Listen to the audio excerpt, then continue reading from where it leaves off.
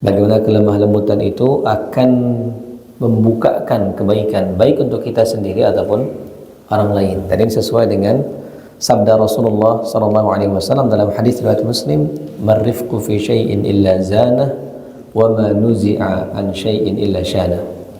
Kata Rasulullah sallallahu alaihi wasallam dalam hadis Muslim ini bahwa tidaklah kelemah lembutan ada pada satu hal melainkan pasti dia akan menghiasi hal tersebut, akan terlihat indah, dan sebaliknya wa ma nuzi'a an syai'in illa syana, dan kelemah lembutan kalau dia tidak ada atau dicabut dari satu hal, maka satu hal itu pun akan terlihat buruk ketika tidak ada kelemah lembutan di situ. Ini pembahasan kita yang terakhir di poin yang ke-8. Maka insyaallah ta'ala pada pertemuan kali ini kita akan masuk pada poin berikutnya. Di antara kunci-kunci kebaikan dikatakan di sini adalah al-istibaqu ilal khair. Jadi berlomba-lomba, Pak. Berlomba-lomba dalam kebaikan. Ini di antara kunci kebaikan yang lain. Jadi kata Syekh Abdul Razak Al-Badr hafizahullah, kalau kita ingin membuka kebaikan baik untuk kita sendiri ataupun untuk orang lain, maka di antara caranya adalah hendaknya kita bersegera atau berlomba-lomba dalam melaksanakan kebaikan.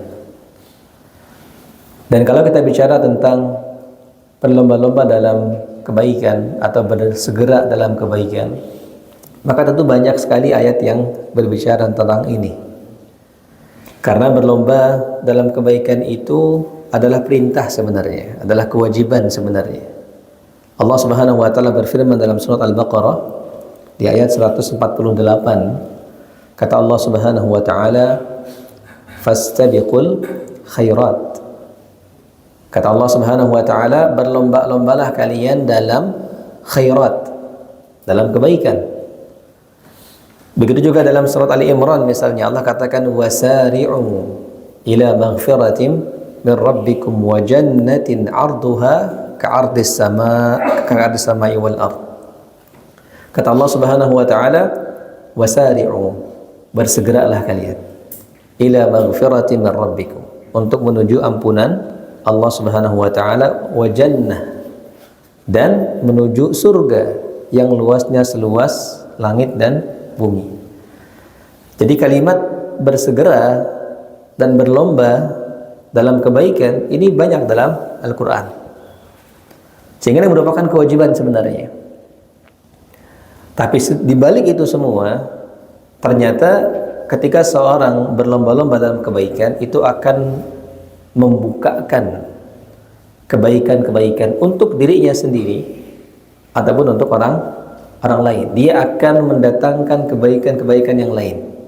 Ya, kalau kita beribadah atau bersegera dalam melaksanakan ibadah, itu akan mendatangkan kebaikan, Pak. Akan mendatangkan kebaikan baik untuk kita ataupun untuk diri sendiri. Dan sebaliknya, kalau kita tidak bersegera atau kita tidak berlomba dalam kebaikan, maka akan mendatangkan penyesalan dan malapetaka justru. Apalagi kalau seandainya kita ngajak orang kepada kebaikan, tapi kita sendiri tidak melakukan kebaikan itu. Kita sendiri tidak ikut dalam perlombaan itu. Ini lebih parah lagi, Pak. Jadi kita ngajak orang sholat, misalnya, ke masjid, tapi kita nggak sholat ke masjid. Maka kita nyuruh orang berlomba, tapi kita nggak ikut berlomba. Nah, ini lebih parah lagi. Nah, ini dikatakan oleh para ulama. Jadi kalau kita ingin menjadi kunci kebaikan untuk diri kita, keluarga ataupun orang lain, di antaranya adalah kita berlomba dan bersegera dalam melaksanakan kebaikan. Kenapa demikian? Banyak alasannya, Pak. Selain tadi karena ini merupakan kewajiban, maka di antara alasan kenapa berlomba dalam kebaikan ini bisa menjadi kunci kebaikan, membuka kebaikan-kebaikan yang lain, adalah pertama, karena kita tidak pernah tahu, Pak, ya, apa yang terjadi ke depan. Mungkin barangkali kita hari ini sehat, mungkin barangkali hari ini kita masih hidup, kita masih memiliki kecukupan, tapi tidak ada yang tahu esok hari apakah kita masih sehat, apakah kita masih hidup, apakah kita masih diberikan kecukupan oleh Allah Subhanahu wa taala yang dengannya kita bisa beribadah. Makanya ketika Allah Subhanahu wa taala suruh kita bersegera berlomba dalam kebaikan ini, ya agar memanfaatkan kesempatan yang ada pada hari ini memang. Makanya di hadis yang lain, dalam hadis riwayat Al-Baihaqi, dalam hadis yang dihasankan oleh sebagian para ulama, di hadis yang masyhur sering kita dengar apa kata Rasulullah sallallahu alaihi wasallam, "Igtanim khamsan qabla khamsin." Dihasankan oleh Al-Imam Ibnu Hajar bahwa pergunakanlah 5 hal sebelum 5 hal yang lain. Kan disebutkan bahwa ada 5 syababaka qabla haramik, masa mudamu sebelum datang masa tuamu. Kemudian ghinaka qabla faqrik, bagaimana masa kayamu sebelum datang masa miskinmu. Wasihataka qabla maradik, begitu juga kesehatanmu sebelum datang sakitmu. Wa faraghaka qabla syughlik, masa waktu luangmu sebelum datang kesibukan. Wa hayataka qabla mautik, dan hidupmu pergunakan sebelum datang kematianmu. Bahkan juga ada dalam hadis Bukhari dari Ibnu Umar, dia mengatakan, khudz min hayatika li mautik, pergunakanlah kehidupanmu untuk masa matimu nanti, untuk kematianmu nanti. Kita nggak pernah tahu apa yang akan terjadi di kemudian hari. Maka ketika kita memanfaatkan kesempatan yang kita punya pada hari ini, bersegera dalam kebaikan, berlomba-lomba dalam melaksanakan kebaikan, maka insya Allah itu akan menjadi kunci kebaikan kita. Artinya kita bisa mengamalkan amalan yang pada saat itu kita bisa lakukan, yang belum tentu besok kita bisa lakukan.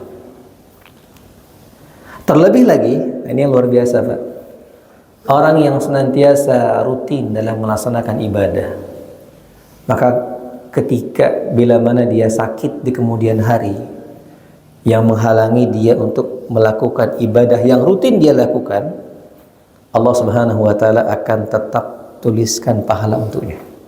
Ini yang luar biasa. Jadi kalau seandainya misalnya ada orang yang dia rajin sholat ke masjid ketika dia sehat, tapi qadarullah misalnya dia sakit yang menyebabkan dia tidak lagi bisa sholat di masjid, padahal dia ingin sekali karena dia rutin memang, maka Allah Subhanahu wa taala akan tetap tulis untuk dia pahala sholat di masjid. Ini luar biasa. Kenapa demikian? Karena Rasulullah sallallahu alaihi wasallam pernah bersabda dalam hadis Bukhari, kata Rasulullah sallallahu alaihi wasallam, "Idza maridal 'abdu aw safara kutiba lahu ma kana yaf'aluhu sahihan muqiman." Jadi kata Rasulullah sallallahu alaihi wasallam, kalau seorang hamba itu marid, sakit, aw safara, atau dia safar, kemudian menyebabkan dia tidak lagi bisa mengerjakan rutinitas dia yang dulu dia lakukan ketika sehat, yang dulu dia lakukan ketika muqim, maka kata Rasulullah, kutiba lahu, dia akan tetap dituliskan pahala untuknya, ma yaf'aluhu sahihan muqiman, sesuai pada saat dia melaksanakannya ketika sehat dan ketika muqim. Maka para ulama ketika menjelaskan hadis ini, seperti Al-Imam Ibnu Hajar dalam kitabnya Fathul Bari, itu menyebutkan bagaimana di antara faedah orang yang rutin dalam melaksanakan amal ibadah, dan itu tentu harus dengan segera Pak ya, dengan berlomba-lomba. Jadi di masa muda ini dia, misalnya di masa sehat dia bersegera terus, rutin, berlomba dalam kebaikan.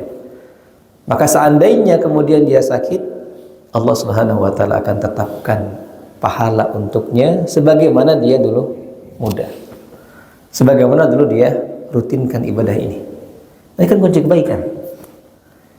Jadi kita bersegera melaksanakan amal ibadah, melaksanakan ketaatan sekarang pada saat kita mampu, pada saat kita sehat, pada saat kita masih muda misalnya, sebenarnya adalah investasi tadi, adalah modal yang besar untuk kita mendapatkan kebaikan mungkin di hari tua.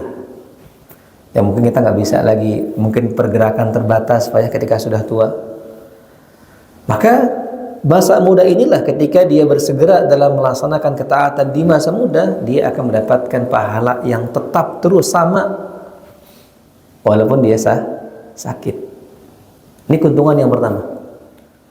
Makanya kata Syekh Abdul Razak bahwa di antara kunci kebaikan itu adalah bersegera dalam kebaikan, berlomba-lomba dalam kebaikan. Artinya kita beramal sekarang, mumpung kita sehat, mumpung kita mampu, mumpung kita masih kuat, masih muda.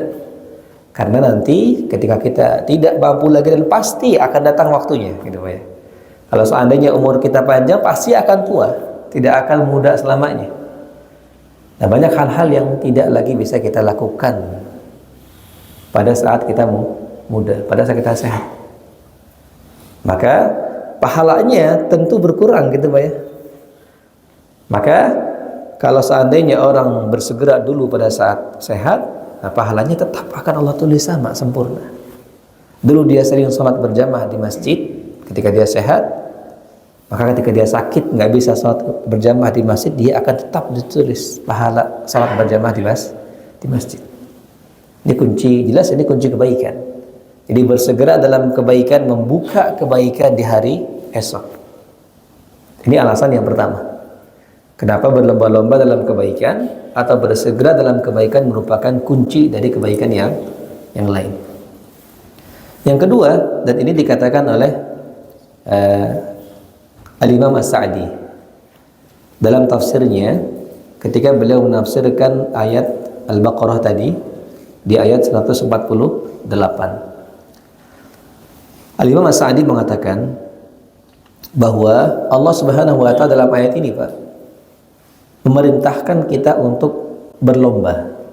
Jadi fastabiqul khairat. Allah katakan berlomba-lombalah kalian dalam melaksanakan kebaikan, dalam melaksanakan amal soleh, dalam melaksanakan ketaatan.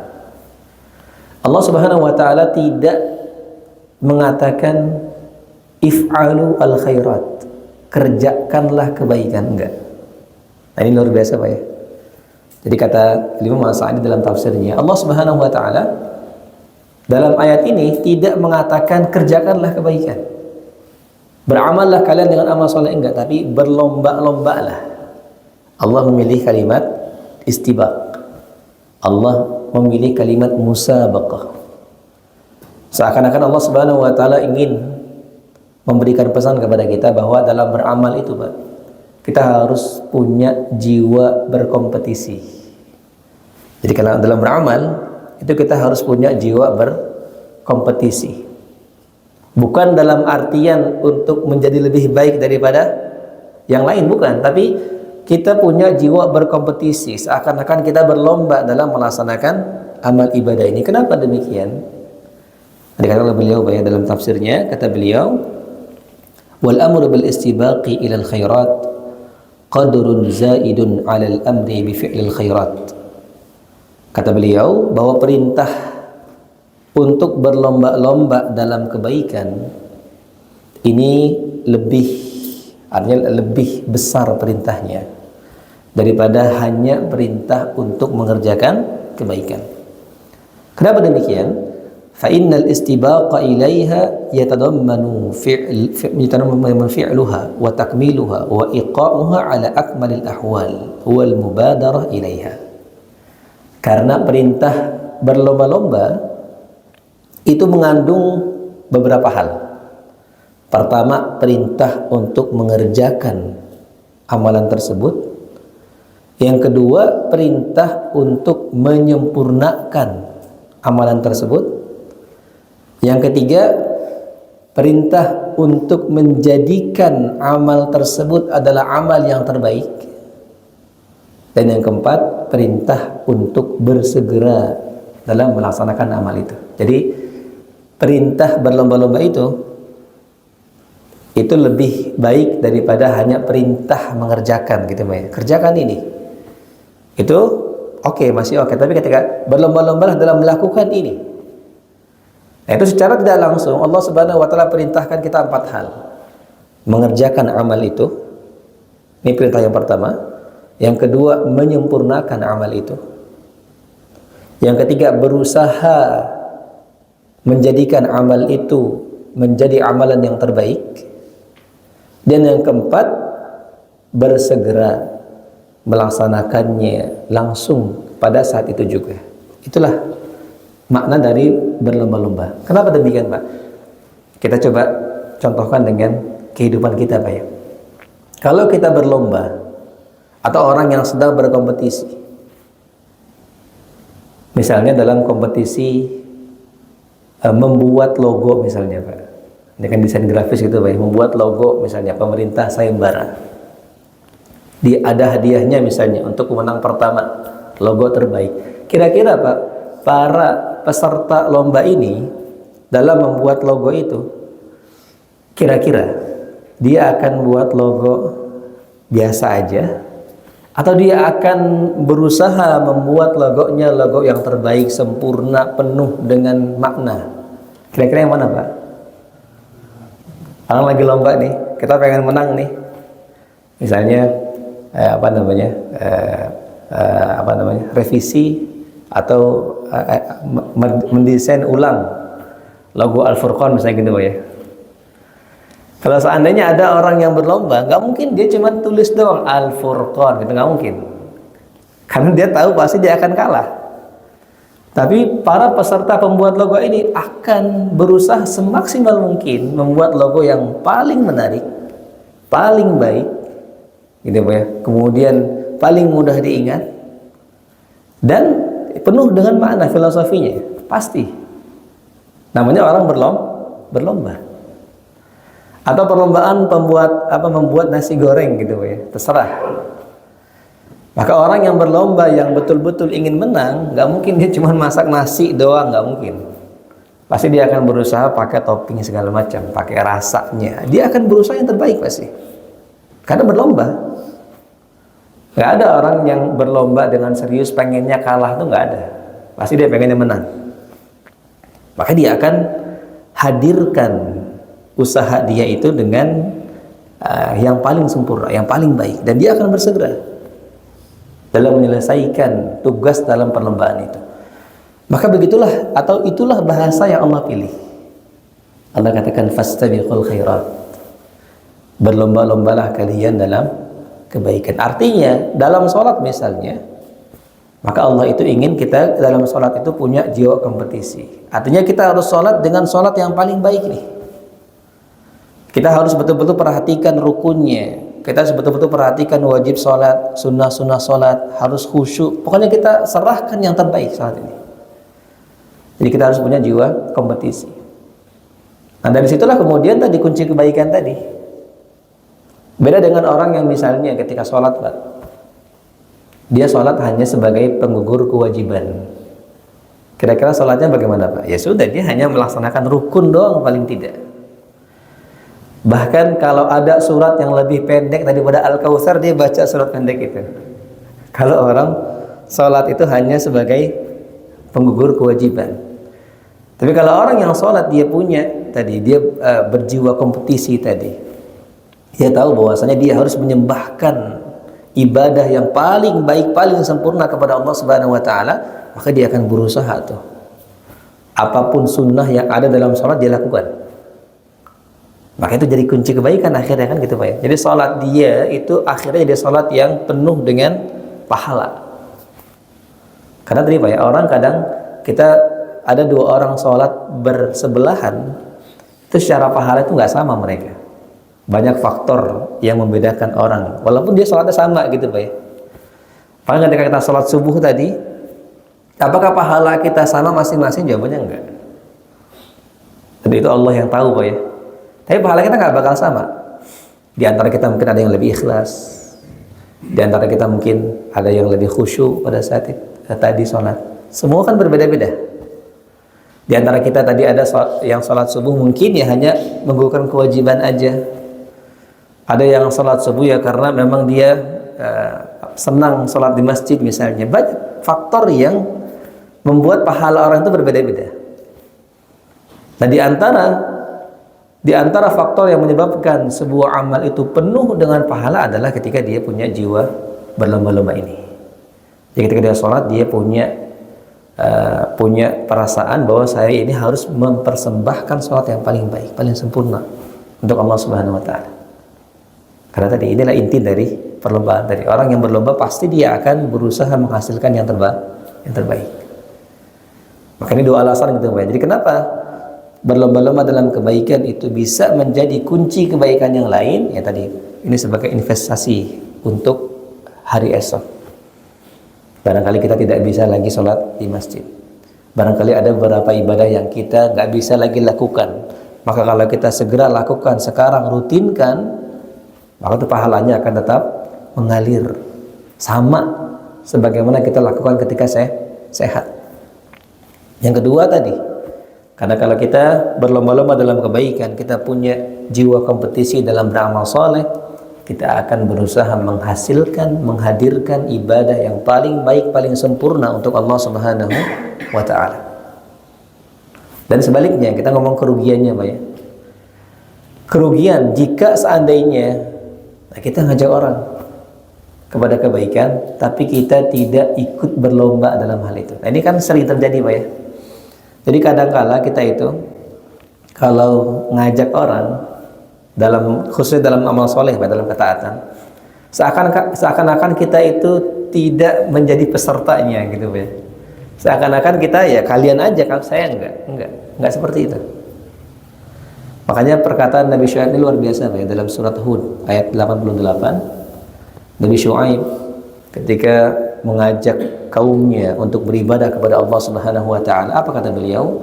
Wa ma uridu an ukhalifakum ila ma anhaakum anhu. Bahwasanya aku tidak akan pernah menyelisihi perkataanku ketika aku melarang kalian. Artinya kalau aku larang kalian, maka aku orang yang pertama yang akan menghindari ini. Itu kata Nabi Syuaib. Kalau aku larang kalian dari ini, maka akulah orang pertama yang akan menjauhi ini. Kalau aku perintahkan kalian untuk ini, maka akulah orang pertama yang akan melakukan ini. Nabi Syuaib ketika ngajak orang, dia memposisikan dirinya sebagai peserta juga gitu ya. Jadi kita berlomba, saya pesertanya juga. Di kebanyakan kita sekarang nggak seperti itu. Kita ngajak orang, kita nyuruh murid kita mungkin sebagai guru Pak ya. Tapi kita sebagai guru seakan-akan tidak butuh dengan itu. Kita ngajak nyuruh murid kita salat ke masjid, nyuruh murid kita rajin baca Quran, tapi kita nggak baca Quran. Tapi kita sama sekali tidak baca Quran. Kita bahkan mungkin tidak sholat, bahkan luar biasa gitu Pak ya. Nah, ini adalah malapetaka justru. Kenapa demikian? Ada hadis yang mengerikan dalam hadis Bukhari dari Usama bin Zaid, bahwa kata Rasulullah sallallahu alaihi wasallam, yuja'u yaumal qiyamati bi rajulin finnar, bahwa pada hari kiamat ada satu orang di neraka yang Allah Subhanahu wa taala hadirkan. Yang mana orang ini dalam neraka ini fatandaliqu aqtabu. Dia dalam neraka dalam keadaan ususnya terburai. Dia pegang ususnya. Fayaduru kama yadurul himaru biraha. Dan dia berkeliling-keliling di neraka itu sambil ususnya terburai, Pak. Jadi dia berkeliling-keliling di neraka itu seperti kelilingnya keledai di gilingan. Dulu kan ada dulu gilingan Pak ya, itu keledai berkeliling-keliling. Maka Rasul katakan ada nanti di akhirat ada seorang yang di neraka itu dia keliling-keliling, muter-muter dalam keadaan ususnya terburai. Sampai kemudian dia ditanya oleh penghuni neraka yang lain, ya fulan ma sya'nuk? Wahai fulan, apa masalahmu? Kenapa engkau di sini? Alam ta'muruna bil ma'ruf wa tanhana 'anil munkar.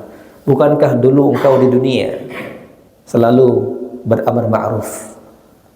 Bukankah engkau dulu di dunia yang mengajak kami kepada kebaikan dan melarang kami dari kemungkaran? Kenapa engkau di neraka? Karena kan mestinya orang yang ngajak kebaikan, orang yang larang dari kemungkaran mestinya di surga. Tapi ini kenapa di neraka? Bahkan dengan keadaan usus terburai. Maka dalam hadis ini orang ini mengatakan, na'am, atau bala, betul, saya yang dulu perintahkan kalian kepada kebaikan.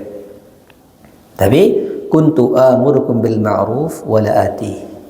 Tapi aku perintahkan, ajak kalian kepada kebaikan, tapi aku nggak melakukan. Wa anhaakum 'anil munkar wa atihi. Dan sebaliknya, aku larang kalian dari kemungkaran, tapi aku yang melakukannya justru. Luar biasa, baik.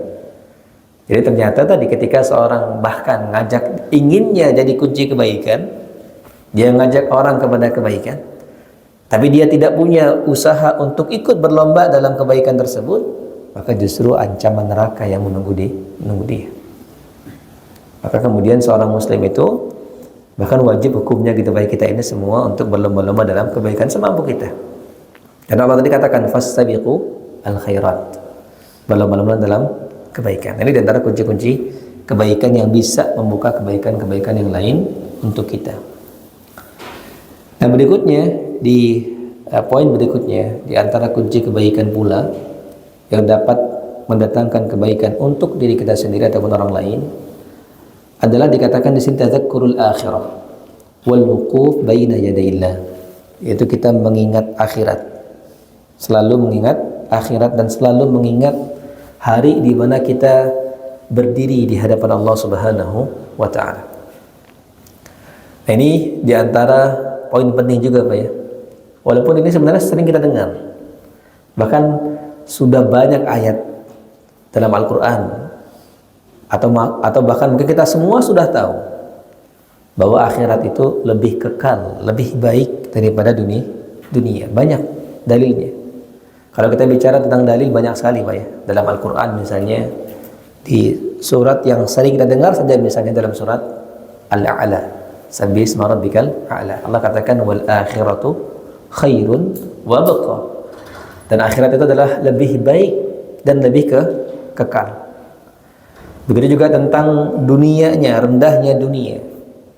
Itu banyak sekali. Bahkan ada hadis yang Nabi pernah mengatakan dalam hadis riwayat Tirmidzi, Pak ya, bahwasanya kalau seandainya dunia ini ta'dilu indallahi janaha ba'udah, kalau seandainya dunia ini sebanding di sisi Allah dengan sayap seekor nyamuk, ma saqa minha kafiran syurbata ma, maka Allah Subhanahu wa taala tidak akan memberikan seteguk minum pun kepada orang kafir. Ini kata Nabi, Pak ya, dalam hadis riwayat Tirmidzi. Jadi kalau seandainya dunia ini sama nilainya dengan sayap seekor nyamuk, kalau sama gitu, Pak ya. Kalau sama dunia ini nilainya dengan sayap seekor nyamuk, maka Allah tidak akan kasih nikmat kepada orang kafir. Nah, faktanya, Pak, orang-orang kafir di dunia ini nikmat nggak, Pak? Bisa minum nggak? Bisa. Berarti dunia ini sama dengan sayap nyamuk atau lebih rendah, Pak? Lebih rendah. Karena kata Nabi tadi, kalau sama nilainya dengan sayap seekor nyamuk, Allah nggak bakal kasih nikmat. Faktanya Allah kasih nikmat. Berarti dunia ini itu lebih rendah daripada sayap seekor nyamuk. Nah, pertanyaannya, kira-kira kita mau nggak saling sikut, Pak, untuk rebutan sayap nyamuk? Mau nggak, Pak? Kalau ada orang bilang tuh ada sayap nyamuk tuh, mungkin nggak kita kemudian rebutan, sikut, saling tipu untuk mendapatkan sayap nyamuk? Itu nggak akan. Bahkan kalau ada 1000 sayap nyamuk, nggak ada yang mau beli, nggak ada yang mau beli. Tapi ternyata faktanya kita nggak kayak gitu, karena dunia itu kita rebutan, kita saling sikut dalam masalah dunia, bahkan saling tipu, saling zalim kepada yang lain. Padahal tadi kata Nabi apa? Dunia itu tidak sama di sisi Allah nilainya dengan sayap seekor nyamuk. Banyak dalil tentang ini. Tapi lagi-lagi kita manusia, kita manusia. Sering kali kemudian kita lalai. Sering kita tuh lalai. Jadi banyak. Kalau kita ngomongin dalil Al-Quran, hadis, banyak tentang bagaimana akhirat lebih baik daripada dunia, bagaimana dunia itu lebih rendah, bagaimana kedudukan dunia, itu banyak. Tapi memang sebagai manusia kita ini sering lalai, sering sekali lalai.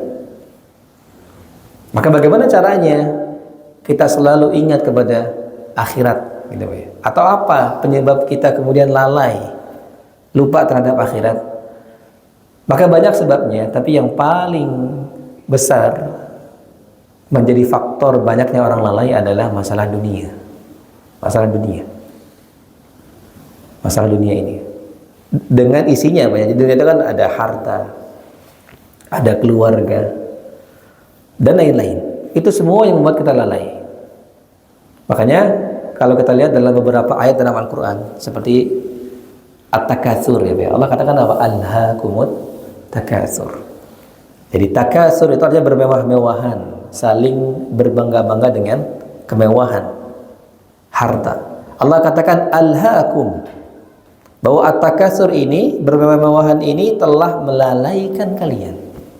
Itu Allah katakan alhaakumut takatsur. Begitu juga yang sering melalaikan adalah ya anak sendiri, anak, istri. Allah katakan dalam Al-Munafiqun, surah Al-Munafiqun, ya ayyuhalladzina amanu la tulhikum amwalukum wala auladukum an dzikrillah. Allah katakan, wahai orang-orang beriman, jangan sampai amwalukum wa auladukum, jangan sampai harta kalian dan anak-anak kalian tulhikum, melalaikan kalian dari mana? An dzikrillah, dari mengingat Allah Subhanahu wa ta'ala. Bahkan dalam surat At-Taghabun lagi Allah katakan innama amwalukum wa auladukum fitnah. Sesungguhnya harta kalian dan anak kalian itu adalah fitnah, cobaan. Itu diantara faktor-faktor yang membuat kita lalai. Itu diantaranya. Jadi dunia itu, kata para ulama, dunia itulah yang membuat kita lalai. Maka cara mengobatinya adalah ya kita harus betul-betul melatih diri kita selalu ingat dan selalu paham gitu ya tentang hakikat dunia ini. Itu diantara hal yang paling penting. Karena dunia ini adalah ada suatu hal yang sering membuat kita lalai, maka obatnya adalah kita harus berusaha memahami dengan pemahaman yang baik tentang dunia. Bagaimana dia tidak abadi, dia fana. Bagaimana kita di dunia ini hanya sebentar. Nah, gimana caranya kita menumbuhkan itu gitu ya? Maka dengan memperbanyak zikir, terutama membaca Al-Quran. Makanya kalau kita lihat dalam surat Al-A'raf, ini saya bacakan ayatnya dalam surat Al-A'raf, Allah Subhanahu wa ta'ala sudah menyebutkan tentang obat kelalaian ini di ayat 205. Allah katakan wazkur rabbaka fi nafsika tadarru'an wa khifah wa dunal jahri minal qawli bil ghudwi wal asal wa la takun minal ghafilin. Jadi Allah katakan di ayat ini Al-A'raf 205, wazkur rabbak, dan berzikirlah, ingatlah Rabbmu, wazkur rabbak fi nafsik, dalam dirimu, tadarru'an wa khifah, dengan penuh ketundukan, dengan suara yang lirih, wa dunal jahri minal qaul, juga tidak dengan suara yang ditinggikan, bil ghudwi wal asal, baik di pagi hari ataupun siang, artinya sepanjang hari ingat Allah Subhanahu wa ta'ala. Wala takun minal ghafilin, jangan kamu itu termasuk orang-orang yang lalai. Jadi berzikir lawan dari lalai, dari ghaflah tadi. Wala takun minal ghafilin. Nah, zikir yang paling baik apa? Baca Al-Quran. Karena Quran itu zikir, Pak. Allah katakan dalam surat Al-Hijr ayat 9, Allah katakan inna nahnu nazzalna dzikra wa inna lahu lahafizun. Sesungguhnya kamilah yang menurunkan zikir Al-Quran maksudnya, dan kami yang menjaga Al-Quran dari pengurangan ataupun penambahan. Maka zikir yang terbaik Al-Quran. Karena dari situlah kita ingat tentang hakikat dunia. Dari situlah kita ingat bagaimana akhirat itu adalah tujuan utama, bahwa kita semua akan pulang.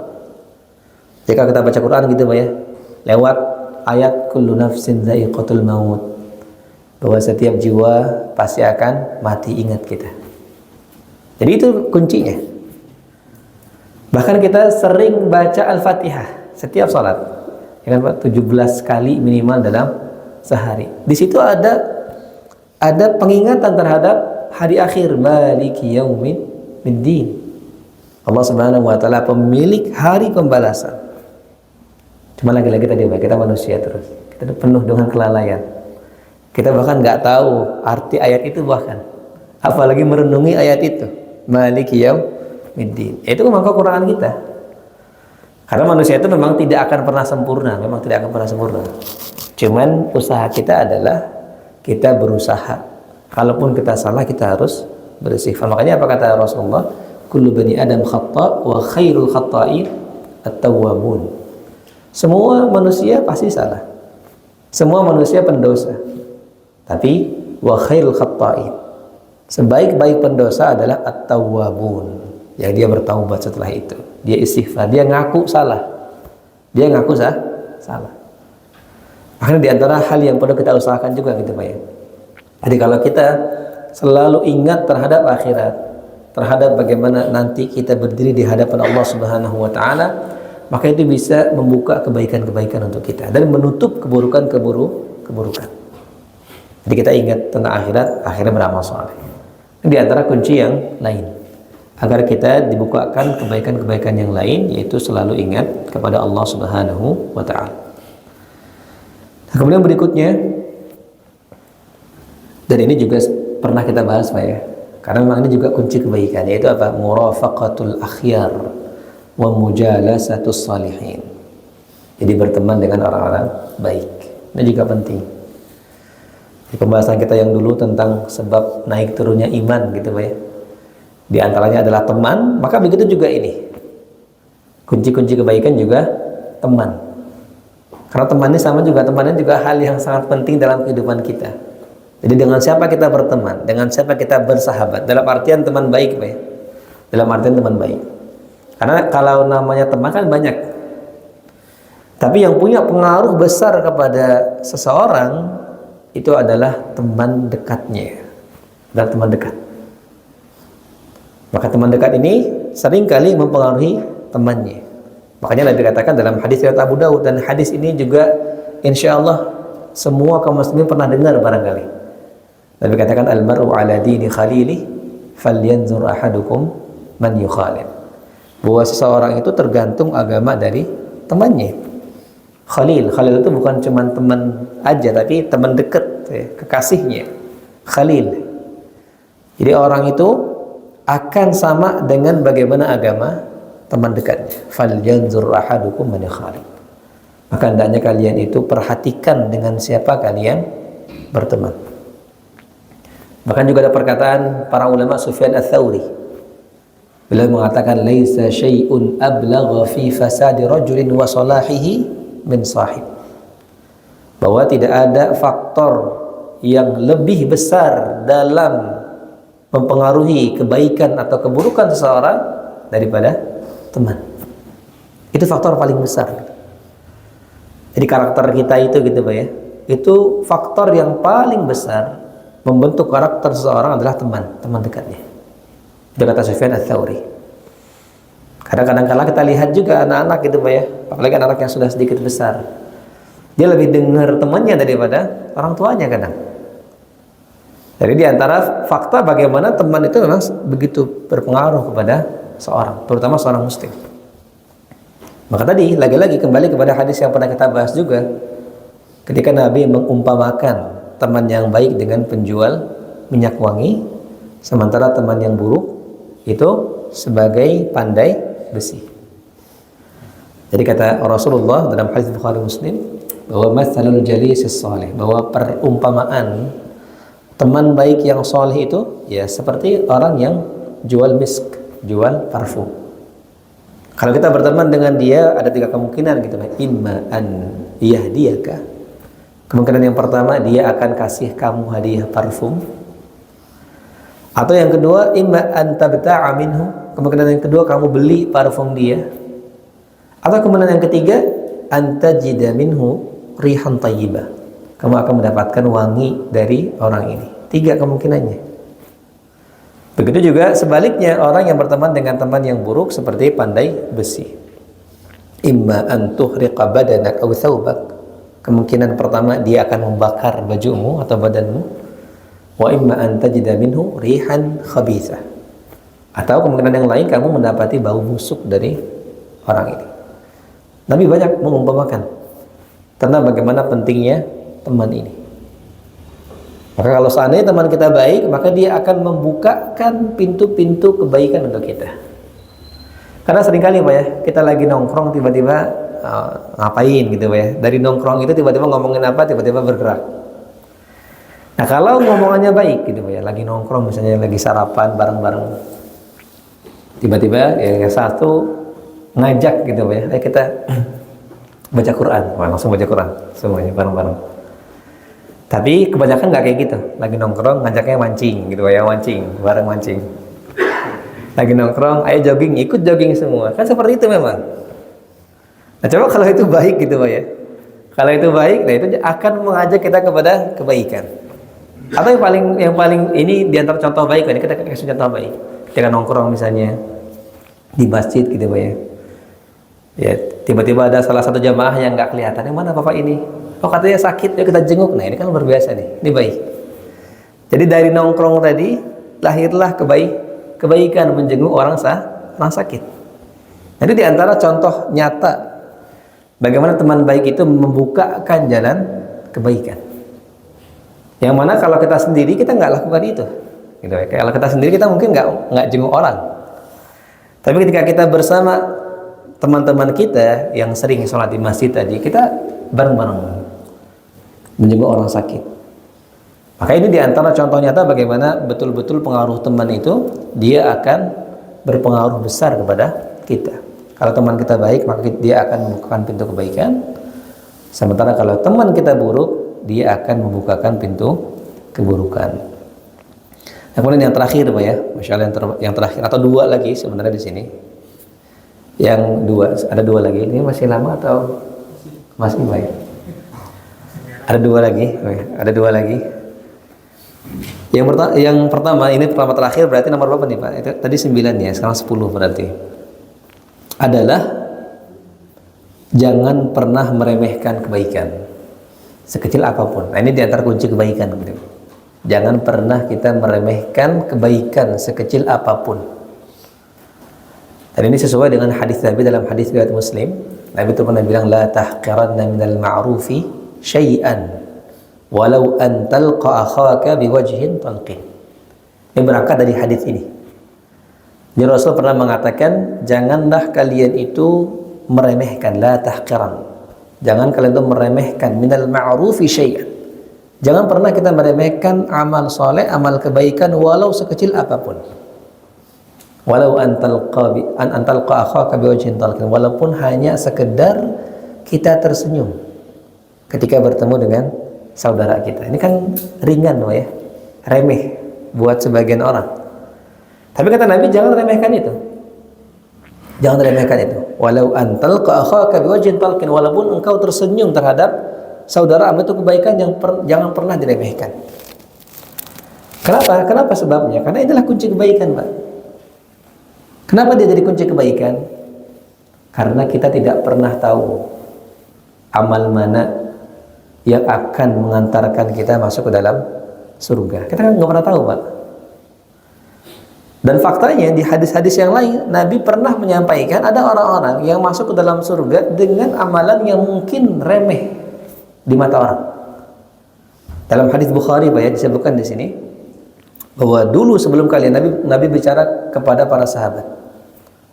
Dia kata Nabi, sebelum kalian ada orang yang wajada syauqan fil ard. Dia menemukan duri di jalan. Fa akhadhahu, dia singkirkan duri itu. Fa syakarallahu lahu fa ghafara lah. Nabi katakan, maka Allah berterima kasih kepada orang ini. Allah ampuni dosanya. Masuk ke dalam surga dia. Amalan kecil, amalan remeh sebenarnya. Tapi dia nggak pernah tahu. Tapi itulah sebab amal kecil, itulah sebab Allah Subhanahu wa taala ampuni dia dosa-dosanya. Kita nggak pernah tahu. Jadi barangkali yang membuat kita masuk ke dalam surga itu adalah amal-amal yang remeh. Bahkan mungkin kemungkinan besar adalah amal yang remeh. Jadi ini ada fakta menarik Pak, atau ada faedah menarik dari para ulama. Kenapa tadi Nabi katakan la tahqiranna minal ma'rufi syai'an. Jangan pernah kita meremehkan amalan sekecil apapun, seremeh apapun. Faedahnya kata para ulama adalah bahkan bisa jadi atau mungkin kebanyakan amalan kecil, amalan remeh itu lebih ikhlas daripada amalan besar. Itu yang fakta menariknya Pak, itu faedah yang menariknya. Makanya bisa jadi amal kecil itulah yang paling sering memasukkan orang ke dalam surga. Karena amal kecil, amal remeh sering kali lebih ikhlas daripada amal yang besar. Coba bayangkan Pak, orang yang sedekah 2.000 rupiah sama yang 2 M, kira-kira yang lebih ikhlas mana Pak? Yang lebih tenang tuh mana Pak? Yang 2.000, dia nggak peduli, udah selesai, dia kayak udah selesai. Tapi kalau 2 M, dia pengen namanya disebut, bahkan dia harus ada serah terima dokumentasi. Nah, kita tidak menuduh dia nggak ikhlas Pak ya, tapi potensi riyanya besar. Potensi riyanya besar. Tapi kalau yang 2.000, maka biasanya dia disembunyiin tangannya, nggak bakal infak, ditutup. Kalau yang 2M enggak, pakai amplop, dia kelihatan. Itu bedanya. Jadi seringkali amal kecil itu lebih ikhlas daripada amal yang besar, daripada amal yang kelihatan. Makanya kata Nabi, jangan pernah remehkan itu. Jangan pernah meremehkan amalan kecil. Dari situlah kemudian barangkali terbuka pintu-pintu kebaikan untuk kita. Karena kalau kita beramal walaupun kecil tapi senantiasa terus menerus, itu bisa menjadi sumber kebaikan buat kita. Makanya di hadis yang lain Nabi katakan apa? Ittaqun nar walau bisyiqqi tamrah. Jauhilah oleh kalian neraka walaupun dengan sedekah setengah kurma. Ya, walaupun sedekahnya cuma setengah kurma gitu, Pak, sudah digigit setengahnya, disedekahkan setengahnya, itu masih bisa menjauhkan orang tersebut dari api neraka kata Nabi. Karena memang tadi bahwasannya amalan yang kecil seringkali ikhlas dibandingkan amal yang besar. Karena ketika kita mengerjakan amal yang besar, seringkali kadang kita punya rasa berjasa, gitu ya, berjasa terhadap Islam. Seringkali kemudian terlihat oleh orang di situ, kemudian ada bisikan syaitan untuk riya segala macam. Makanya kemudian kalau bisa amal-amal remeh ini, orang yang tidak peduli dengan itu lebih ikhlas insyaallah. Jangan itu terbuka kebaikan-kebaikan. Barangkali itulah kemudian yang menjadi jalan kita masuk ke dalam surga. Barangkali dengan senyuman kita ketika ketemu orang itulah yang memasukkan kita ke dalam surga. Maka ini yang perlu kita perhatikan juga. Jadi jangan pernah kita meremehkan amal kebaikan. Nah, termasuk gitu Pak ya. Termasuk juga dikatakan dalam kitab ini, jangan kita itu meremehkan amal kebaikan orang lain juga. Ini juga kadang menjadi penyakit buat kita Pak ya. Jadi dikatakan dalam kitab ini Pak ya, bahwa kalau seandainya kita melihat saudara kita dimudahkan oleh Allah Subhanahu wa taala dalam kebaikan, jangan kita remehkan juga itu. Misal kita tadi sedekah 2.000 gitu Pak ya. Kita lihat ada orang yang sedekah 500 perak, itu jangan kita remehkan. Atau ada orang yang dia rajin puasa, kemudian yang lain enggak, kemudian dia meremehkan orang yang tidak pernah puasa, jangan seperti itu. Kenapa demikian Pak? Karena setiap orang itu Allah berikan kemampuan yang berbeda-beda. Ada orang yang memang Allah mudahkan dia di jalan puasa. Ada orang yang luar biasa Pak, puasanya rajin. Tapi nggak semua orang bisa kayak gitu. Tapi ada juga orang yang Allah mudahkan di jalan ilmu. Ada orang yang Allah mudahkan di jalan sedekah. Semua Allah mudahkan masing-masing jalannya. Dan kita tidak boleh meremehkan. Sebagaimana kita tidak boleh meremehkan kebaikan tadi, maka juga kita tidak boleh meremehkan kebaikan orang lain. Ini diambil dari perkataan Imam Malik Pak. Dikisahkan dalam kitab At-Tamhid oleh Al-Imam Ibnu Abdul Barr. Beliau cerita tentang biografi Imam Malik. Jadi Imam Malik bin Anas itu pernah ditegur, bukan ditegur Pak, dinasihatilah oleh seorang ahli ibadah namanya Abdullah Al-Umari. Di Abdullah Al-Umari ini dia ahli ibadah, terkenal juga pada saat itu. Abdullah Al-Umari ini rajin sholat, luar biasa. Sementara Imam Malik itu rajin mengajar, karena kan beliau lebih fokus kepada mengajar Imam Malik. Sehingga kalau dibandingin sholatnya gitu ya, sholat sunnahnya itu lebih banyak Abdullah al-Umari ini, karena dia fokus ibadah. Sehingga Imam Malik ini ya sholat sunnah semampunya aja. Artinya dia bukan orang yang banyak sholat sunnahnya Imam Malik. Maka Abdullah al-Umari menegur Imam Malik agar cobalah kamu itu sholat. Jadi jangan sibuk ngajar aja, tapi sholat juga seperti saya, sholat sunnah yang banyak, perbanyak sholat sunnah. Maka apa kata Imam Malik? Imam Malik mengatakan innallaha qasamal a'mal kama qasamal arzaq. Imam Malik membalas surat itu. Dia mengatakan sesungguhnya Allah telah membagikan kemampuan beramal kepada manusia sebagaimana Allah bagikan rezeki kepada mereka. Farubba rajulin futiha lahu fis shalah wa lam yuftah lahu fis siyam. Ada orang yang Allah mudahkan untuk berpuasa tapi salat malamnya kurang. Ada orang yang bisa sedekah tapi nggak bisa puasa. Kemampuan orang beda-beda. Maka Imam Malik mengatakan engkau dibukakan oleh Allah kemudahan untuk sholat, sementara aku dimudahkan oleh Allah untuk mengajarkan ilmu. Wa arju an yakuna kilana ala khair, dan saya berharap kita semua dalam kebaikan. Selama itu baik, selama itu benar amalnya, ya sudah sesuai dengan kemampuan masing-masing. Jangan pernah kita meremehkan juga amal orang lain. Itu nggak pernah sholat sunnah gitu ya, nggak kayak saya. Jangan. Semua orang beda.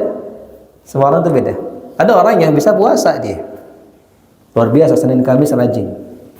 Ada orang yang bahkan puasa Daud, tapi mungkin gitu ya, nggak, sholat malamnya kurang, nggak bisa, nggak mampu. Ada orang yang bisa sholat malam, tapi nggak bisa puasa. Ada orang yang diberikan rezeki oleh Allah ilmu yang dia bisa ngajarin orang, yang membuat akhirnya dia mungkin kurang sholat sunnahnya, itu nggak masalah. Imam Malik mengatakan Allah Subhanahu wa taala membagikan kemampuan seorang dalam beramal sebagaimana rizki. Maka kita fokus pada diri kita masing-masing. Jangan kita remehkan kebaikan sekecil apapun, termasuk juga jangan remehkan kebaikan sekecil apapun dari orang lain. Nah, ini kemudian ada hubungannya di poin terakhir ini, Pak. Di poin terakhir banget. Di antara kunci kebaikan adalah mengobati hati. Ini di antara kunci kebaikan juga, Pak. Dan ini mungkin yang seringkali banyak dari kita terpeleset, yaitu apa? Mengobati hati. Selalu kita membersihkan, mensucikan hati kita dari penyakit-penyakit hati, terutama hasad, dengki, iri. Ini di antara kunci keburukan. Karena orang kalau sudah hasad kepada orang lain, mungkin enggak dia memberikan kebaikan kepada orang itu, Pak? Enggak. Justru dia malah memberikan keburukan. Dia tidak akan menjadi kunci kebaikan, baik untuk dirinya ataupun orang lain. Kalau orang sudah hasad, kalau orang punya penyakit hati, iri, dengki dengan orang lain, sombong segala macam, itu kunci keburukan. Itu akan membawa dia kepada keburukan, tidak kepada kebaikan. Keburukan untuk diri sendiri dan orang lain bahkan. Orang yang hasad misalnya, keburukan untuk dia Bapak, dia berdosa pertama, karena dia melanggar larangan Rasulullah Sallallahu Alaihi Wasallam. Rasul mengatakan la tahasadu, jangan kalian hasad. Dia hasad. Nah, keburukan untuk dia apa? Dia dapat dosa. Yang kedua, pahala hangus. Ada sebuah hadis dihasankan oleh Ibnu Hajar.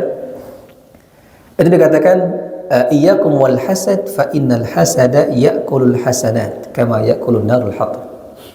Jauhi oleh kalian hasad, karena hasad bisa menghanguskan pahala sebagaimana api melahap kayu. Jadi double keburukannya.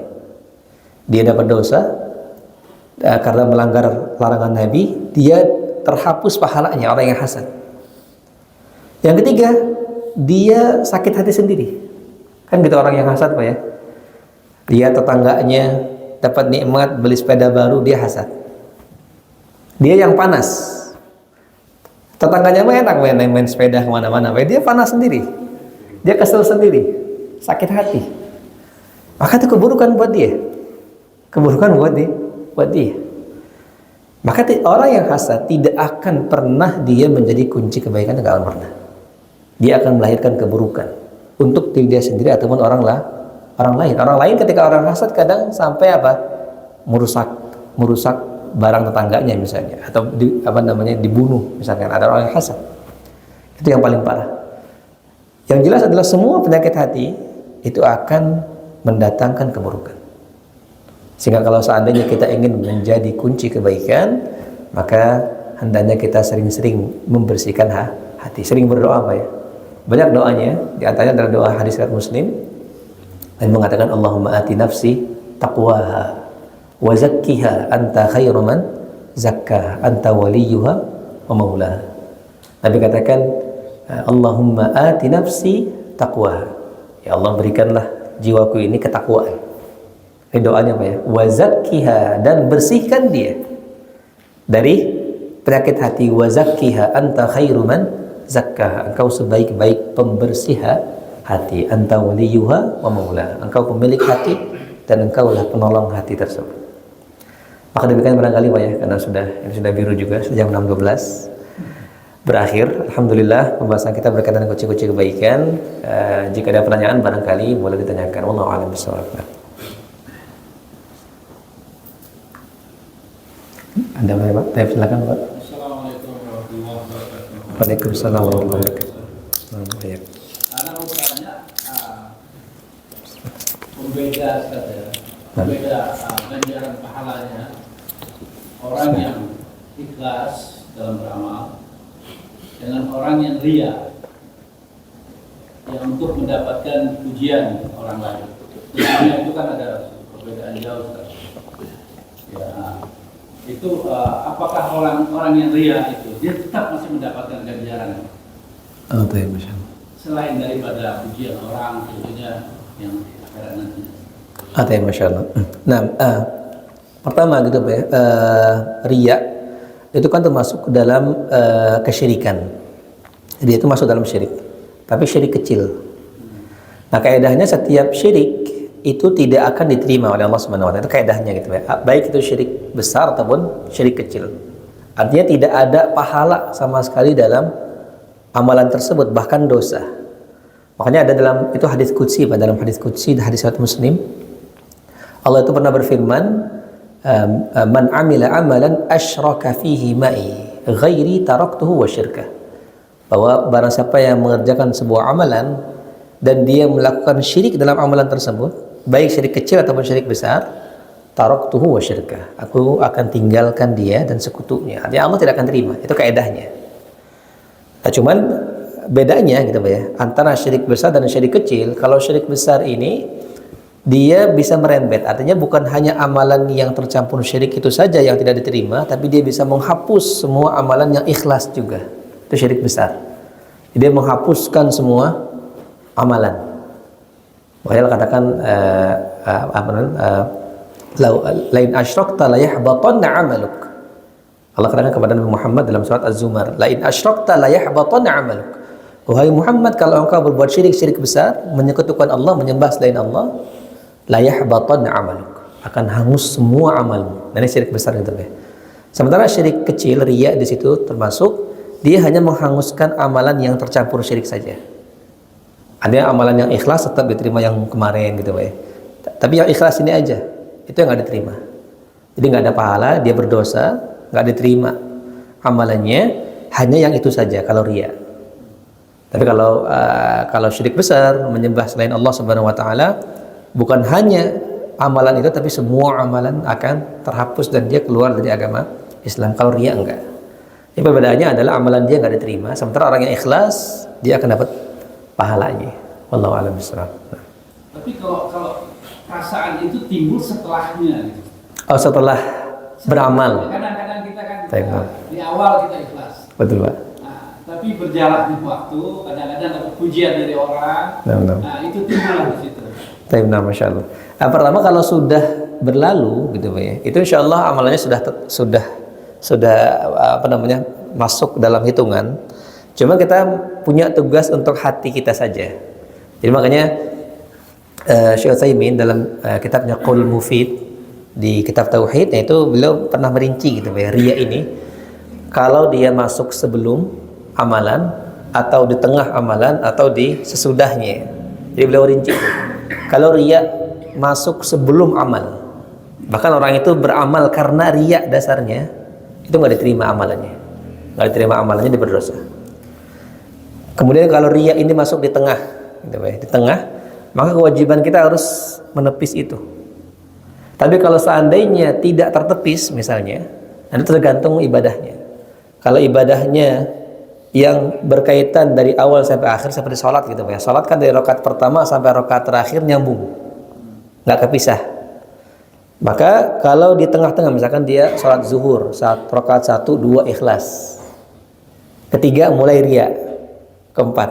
Nah kalau amal sholat itu sholatnya juga hangus. Karena sholat ini bukan amalan yang bisa dipisah, dibagi dua, gitu ya. Kalau masuk riya di tengah dan dia tidak tepis, itu rusak amalnya. Beda dengan amal yang bisa terpisah, seperti sedekah gitu ya. Misalkan dia 2 kali sedekah hari ini. Sedekah yang pertama 2.000 tadi ikhlas, terus dia ambil lagi 200.000 riya gitu ya. Ini kan terpisah, maka yang 20.000 diterima, yang 2.000 diterima karena ikhlas. Sementara 200.000 nggak diterima karena riya. Nah, tapi kalau sesudah, maka ini tidak.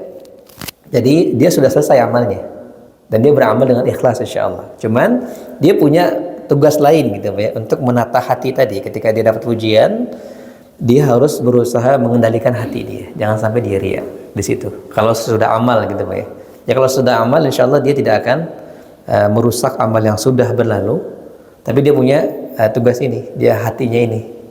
Jangan sampai dia kemudian riya, kemudian akan berefek kepada amalan yang setelahnya. Jadi lebih kepada itu, lebih kepada hatinya pada saat itu. Wallahu a'lam bishawab. Nah, ada lagi mungkin? Ada lagi mungkin Pak? Sudah Pak ya? Baik, demikian. Insyaallah kita akan lanjutkan pada pertemuan berikutnya dengan pembahasan yang baru barangkali Pak ya. Sebelumnya saya mohon maaf. Subhanakallahumma wa bihamdika asyhadu an la ilaha illa anta astaghfiruka wa atubu ilaik. Assalamualaikum warahmatullahi wabarakatuh.